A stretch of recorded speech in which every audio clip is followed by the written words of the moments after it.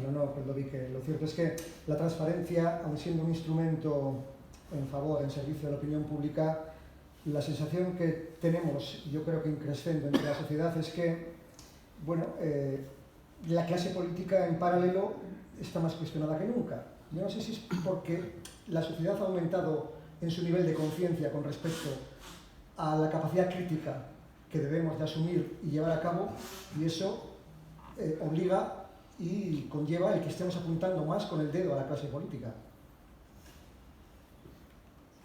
A ver, la clase política tiene un desprestigio y en una gran parte merecido, pero hay mucha clase política que trabaja, que tiene unos buenos principios de actuación, que tiene unas buenas conductas, pero nadie quiere ser cargo público, ¿eh? Ser cargo público y ser experto y ser buen líder y motivar con los obstáculos que tiene no es nada fácil. Ahora, se pueden hacer las cosas mejor. Yo no soy experta en la ley de secretos, en la nueva ley de secretos oficiales, que no es porque le llaman información clasificada, porque no soy experta, pero a mí me produce mucha tristeza, por ejemplo, y eso evidentemente crea descrédito en la clase política. Primero, pasamos de que se clasificara de forma indefinida ahora a que se clasifique 50 años, pero se puede aumentar una década más. Que se clasifiquen más cosas, muchas de ellas que no están vinculadas con la seguridad nacional. ¿Y qué es la seguridad nacional? Pero que no están vinculadas con la seguridad nacional. Otra cuestión. Tenemos un órgano de garantía de la transparencia, el Consejo de Transparencia y Buen Gobierno, no se le adjudica ningún papel. No pinta nada a la hora de identificar qué información se puede clasificar o no se puede clasificar. No pinta nada a la hora de reconocer un derecho de acceso en un caso concreto, porque eso es muy importante. El derecho a acceso a información, muchas veces hay que ponderar el bien público con el bien privado, que a veces entra en perjuicio por facilitar una información, ¿no? Oye, pues si ese consejo determina que debe darse acceso a una determinada persona o entidad una información, no tiene ningún papel para que se pueda desclasificar esa parte de la información y se le proporcione, pues no se le otorga. Es una forma de desempoderar absolutamente al órgano independiente de garantía del derecho a acceso a la información pública. Más aún, las multas coercitivas, las sanciones que has comentado, pues a mí también me alucina, porque hay un régimen sancionador. Estamos hablando de todavía un proyecto de ley que está en tramitación y no sé a dónde llegará, ¿no? Pues el régimen sancionador es únicamente para cuando se transparente parte de la información clasificada.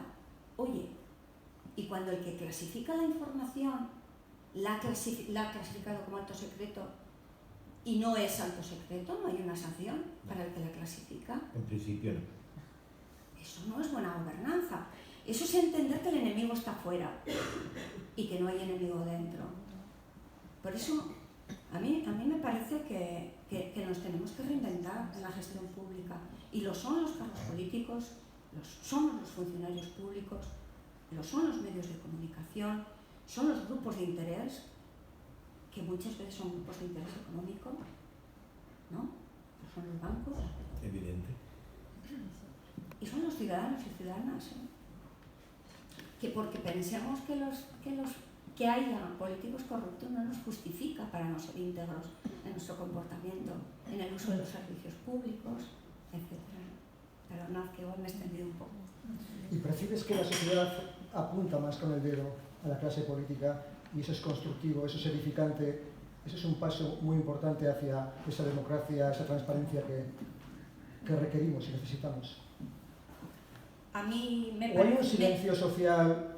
A mí me parece está alarmada la sociedad. A mí me parece que se apunta demasiado a los cargos públicos en detrimento de la responsabilidad que a cada uno nos corresponde. Sí, lo decía también Antonio. Cada uno, ¿qué hacemos por lograr eso? Eso es. O sea, no tenemos que sentirnos enemigos nadie. Para mí nunca lo han sido ningún cargo público, que ha sido jefe mío. yo también he sido cargo público, nunca me he sentido con mayor obligación ni menor que la que tengo cuando he dejado de ser cargo o cuando vengo ahora como experta y no como empleada pública, ¿no?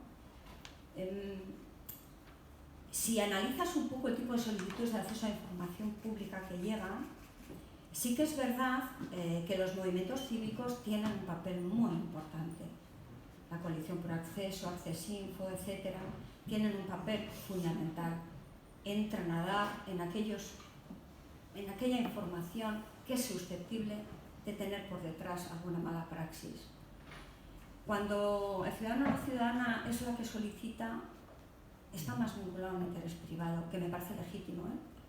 ¿Me permites un apunte? Sí, claro. En lo que planteas y en el elemento de que el ciudadano sepa, tendríamos que formar al ciudadano para saber cómo utilizar la ley de transparencia, porque el problema fundamental muchas veces es que el ciudadano no sabe cuáles son sus derechos actuales. Afortunadamente eso, en el elemento docente, en el elemento de formación periodística, lo que estamos haciendo en determinados posgrados y demás, es saber utilizar el cómo y el derecho, porque sabes perfectamente que cuando te contesten con el silencio administrativo entras en una fase que una información que necesitabas para dentro de 15 días te tardan 6 meses, con lo cual el elemento informativo se ha disipado. Entonces, el saber es la base fundamental de todo, y el saber cómo cada uno de ustedes pueden utilizar la ley de transparencia sería parte que tendríamos que incluir ya en los colegios, en los institutos, en el mundo docente, porque es parte de nuestra sociedad y en donde nos va a concienciar a través de la ley de transparencia, que hay que recordar una cuestión, si me permite, se aprueba en el 2013, el PSOE la llevó durante 2 legislaturas, o intentó o pretendió imponerla, no salió, me quedo ahí, y la saca el PP. Es decir, a ver, no quiero politizar absolutamente todo, nada, pero importante que la saca un determinado partido, que otro que teóricamente reivindicaba o vende más la cuestión, y que eso todavía no esté en el mundo docente.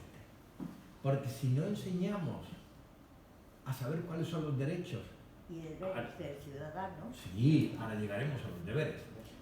A nuestros hijos, alumnos y demás, no sabrán cómo y de qué forma. Los deberes, y he dicho antes y planteo, claro que el ciudadano no cumple con la parte que teóricamente le debe corresponder, pero llaman el compromiso de cada uno, y perdona que me he metido ahí. No. En tu espacio. Se trata de abrir ya Perfecto. un coloquio en el que pueden participar todos ustedes, bien con preguntas, bien con opiniones, que les pueden trasladar a cualquiera de los dos invitados. Yo quería preguntar a Sí, Rui. hay que esperar al micrófono, porque si no, no estamos grabando. Vamos a incorporar un micrófono para, de esta forma, entendernos todos mejor. Sí, para decirle Constanza. Sí, ya está. Sí. Yo quería preguntar a Rui, Rubio. Antonio Rubio. ¿qué diferencias hay entre la ley de secretos oficiales española y la francesa o la alemana o la italiana? Y luego, para esta chica, que no me acuerdo el nombre, Cuando vi que... quería preguntar a ver si el exceso de información es una forma de desinformación, la saturación absoluta. Y luego, ya que estoy en ello, ¿qué puede hacer la ciudadanía? Porque toda mi actividad política se reduce a votar cada 4 años, no tengo ninguna opción de nada, de ninguna otra cosa. Muy bien. Antonio. Le contesto. Fundamentalmente, los países a los que usted ha aludido están dentro del marco de lo que la OTAN pide, y a nivel occidental, que fundamentalmente son los 25 años, ¿vale? No los 50 o 65. Nuevamente, un documento de 25 años nos permitiría saber muchas cosas. Estamos en 2023, váyase 25 años hacia atrás, todo lo que teóricamente podríamos saber. Por ejemplo, los 5 casos que yo de alguna forma he planteado, pues desde el atentado de Carrero Blanco, al tema del 23F, el tema de la guerra sucia que empezó en el 83, el tema del padre Ignacio Ellacuría, uno de los teólogos de la liberación, 1989, ahí está la diferencia fundamental. Entonces, y luego el tema de las sanciones, que no se ve como tal, y luego la clasificación, que la puedo clasificar absolutamente todo, con todo el respeto al Ertzaina. Si el director del Ertzaina tiene capacidad para clasificar un documento, habrá que ver qué tipo de documento, porque a lo mejor es una investigación que a ellos les interesa que no salga, pero a la ciudadanía o a los periodistas sí que nos interesa. O sea, si aquí todo el mundo tiene capacidad para clasificar, pues viva la madre, no sé cómo decirle. Claro, es ministro, consejo de ministros, vicepresidente, secretario de Estado, el director de la seguridad nuclear, el director del CNI, los delegados del gobierno, los directores de la policía. Habría que darle la vuelta. ¿Quién no clasifica? Pues si todo eso es clasificar y ocultar la verdad, y lo más importante, que no llegue la información ya no al periodista y al ciudadano, sino al juez, al fiscal. Seguimos como estamos. No sé si más o menos le he podido contestar. Sí, con respecto a qué puede hacer, ¿no?, un ciudadano, una ciudadana. Hombre, la verdad es que cada día los portales de las webs de las instituciones tienen más espacios de participación ciudadana donde aparecen las propuestas que se dirigen a la ciudadanía para debatir, para opinar y tal, ¿no? Cada día esas propuestas son más fáciles de entender, porque en una primera fase, pues claro, poner un texto de un proyecto de ley o de decreto, tal, para que opine alguien, pues la verdad hay que tener bastante inquietud para leérselo y ser capaz de opinar, ¿no? Pero cada vez se hace más en textos más resumidos, en lectura simple, etcétera, ¿no? Opinar, o sea, opinar, y ahí se puede decir uno lo que opina, puede votar si le gusta o no le gusta, etcétera, para que obligar más a las administraciones a pensar en clave de lo que se piensa, ¿no? Y hoy en día aquí hay muchos medios de comunicación, desde luego para estar bien informado hay que contrastar, porque hay mucha desinformación con respecto, hay cantidad de asuntos que te tocan de cerca y dices, pero ¿cómo pueden estar diciendo esto de esta iniciativa, ¿no?, que tiene tanto interés y tal, y que muchas veces gestiona polémica, y la polémica es la que se lo lleva para atrás, y a lo mejor es una iniciativa de largo alcance, de pretenciosa, estratégica, tal, pero si va a ser en detrimento de votos desaparece, ¿no? Entonces, bueno, más implicación con lo público, ¿no? Yo sé que no es fácil, pero...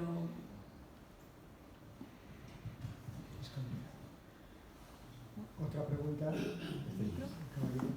Sí, concretamente en marzo de 1997 el Tribunal Supremo, creo que fue la Sala Tercera, desclasificó diversa información de secretos oficiales. Creo que era de 13, tenía que ver con documentos del CSIC en relación a la lucha que había llevado las fuerzas y cuerpos de seguridad del Estado contra el terrorismo.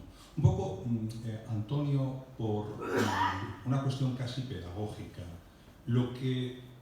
todos aquellos documentos que se han ido desclasificando a través de estas últimas décadas, ¿para qué han servido? ¿Cómo han sido útiles a la libertad, a la democracia y a la transparencia de la que nos hablaba Koldovique? Bueno, total, quiero recordar, estaba buscando, han sido 18 documentos los desclasificados. Lo tengo, pero lo típico de que buscas y en el momento no han aportado gran cosa. Recuerdo, por ejemplo, una conversación entre José Barrio Nuevo, en la calle, ex-ministro del Interior, y Julián San Cristóbal, exdirector de la Seguridad del Estado, en la cárcel. Tuve la suerte, la fortuna o el saber moverme y conseguí la grabación de esa conversación, en que entre otras cosas decía, y la publiqué, y ahora explicaré por qué la pude publicar, que había que decirle al número uno que en el tema de los GAL había que actuar como en el tema de Margaret Thatcher. ¿A qué se refería? A que en Gibraltar las fuerzas de seguridad británicas se habían cargado a 3 miembros del IRA. Y Margaret Thatcher, primera ministra en aquel momento, salió y dijo: soy yo, lo asumo yo. Esa grabación que se escuchaba perfectamente, la llevamos al Supremo.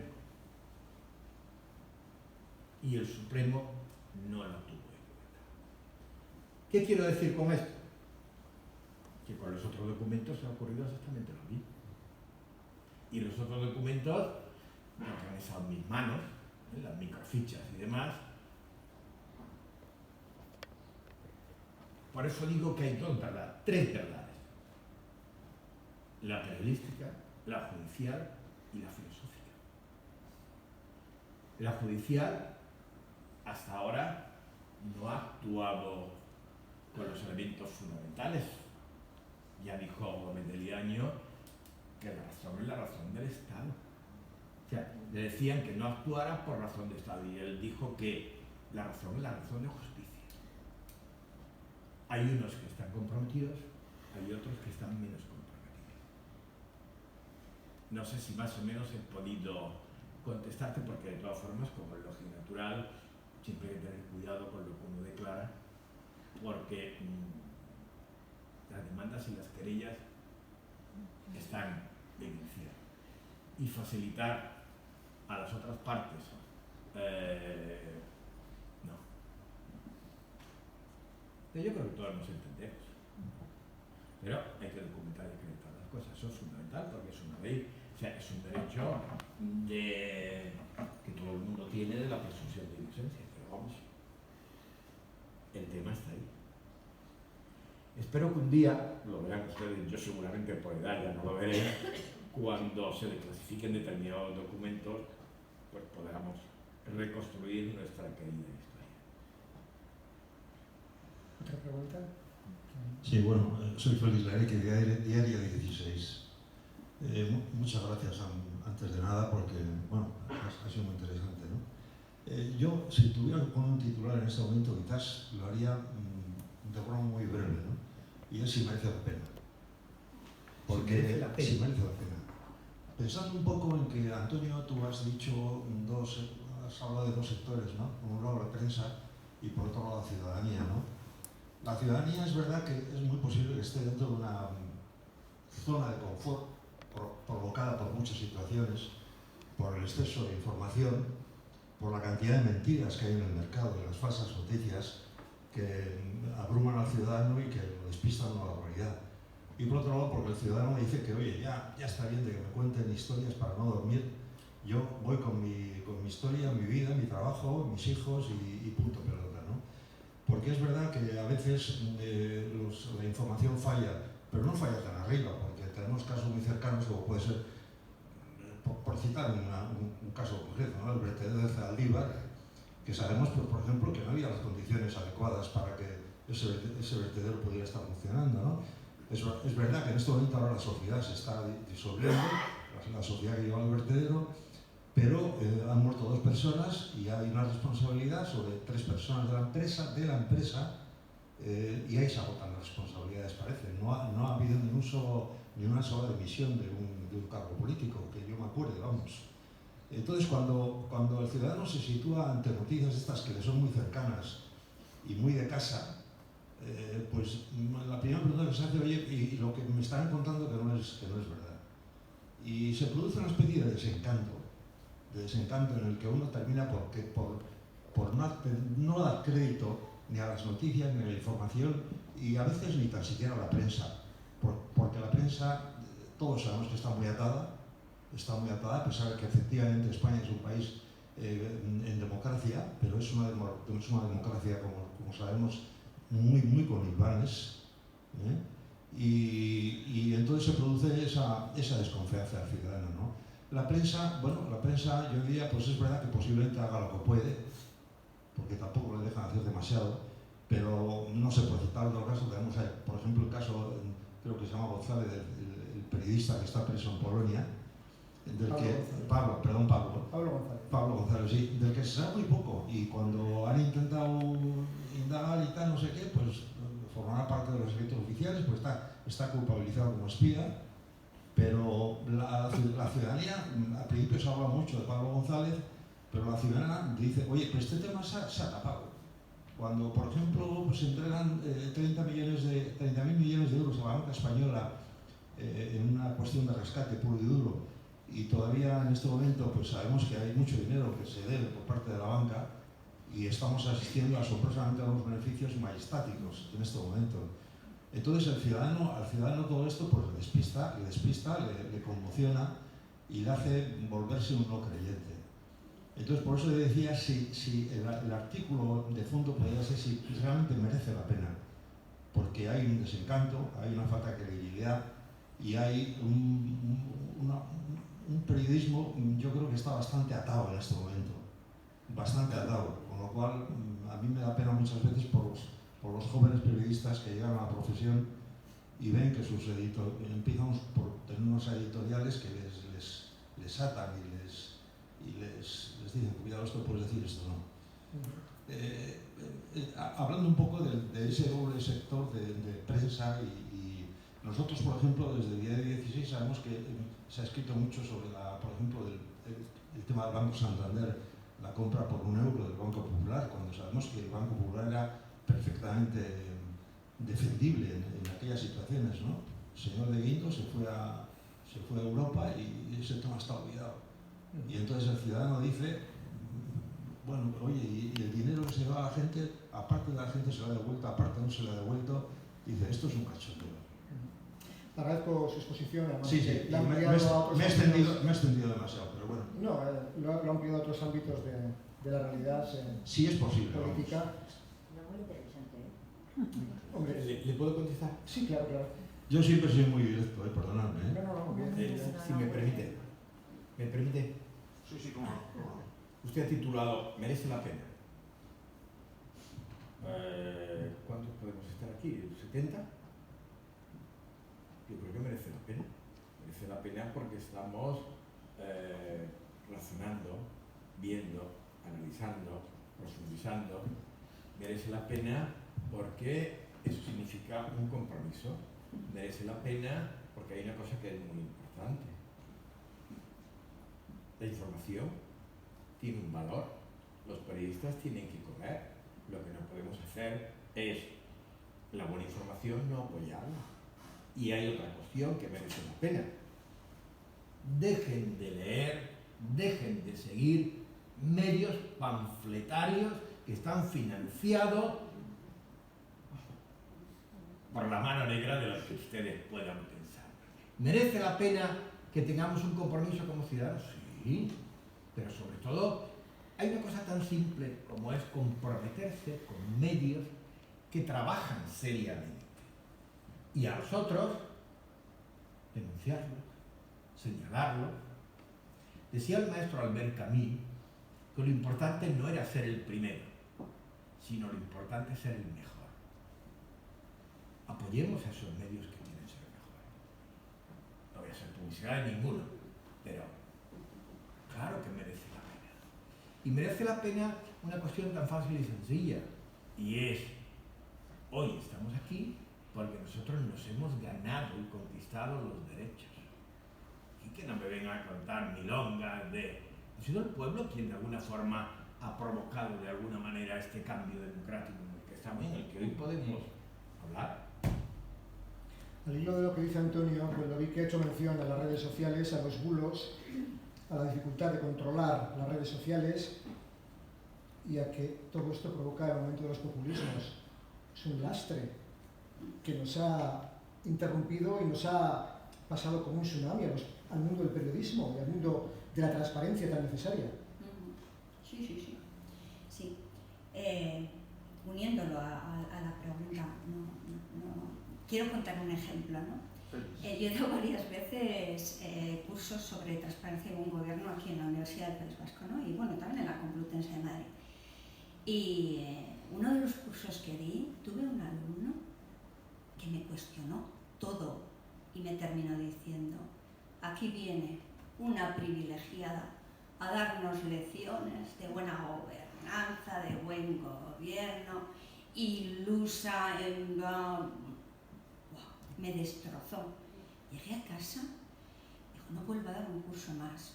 Digo, es que no ha podido hacerme más daño, no ha podido decirme cosas más gordas y tal. Me tiró 24 horas la angustia.